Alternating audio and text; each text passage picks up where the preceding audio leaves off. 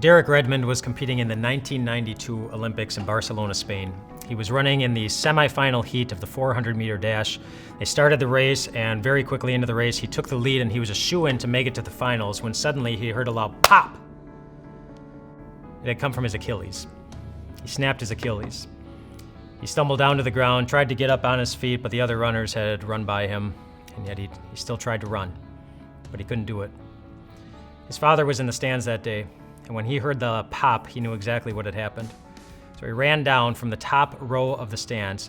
He leaped over the railing, outran 2 security guards, and went up to his son, put his son on his shoulder, yelled at the security guards again to get away while he carried his son across the finish line. He put his son's tired arm around his shoulders, and together they crossed the finish line that Derek had his eyes fixed on. The race didn't quite go the way that he wanted, but he still finished. And I know that yours doesn't either. I know that sometimes your high hopes for something good sometimes end in disappointment. I know that sometimes you have days that don't quite go the way that you were planning. I know that sometimes you hurt, even though you didn't want that to happen. I know that sometimes you sin, even though you really had no intention. I know that sometimes life is hard in ways that you weren't expecting. Jesus knows how hard this life sometimes is. As he approached Jerusalem for the final time, he knew what was waiting for him.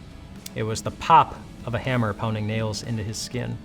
It was the sound of flesh ripping off the bone as the whip dug into him again and again and again. It was the moment all of his friends would go silent as his life would slowly drip down onto the dirt beneath him, and yet he endured the cross, the Bible says. He scorned its shame. In other words, that means he thought less of the pain than he did of something else, than he did of you and your salvation.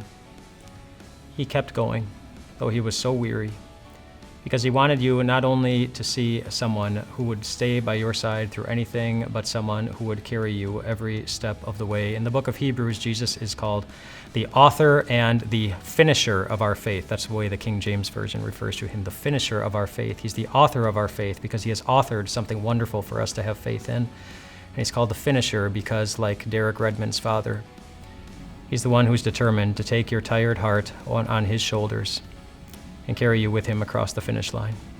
He's the one who guarantees that you will win.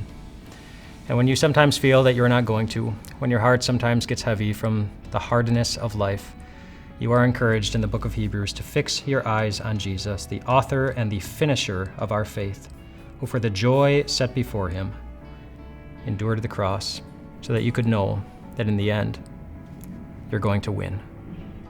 Thanks for letting me come along on your race through life this week. It was a great journey for me. If you have any comments to share, leave them below, hit subscribe, and we'll see you again next week.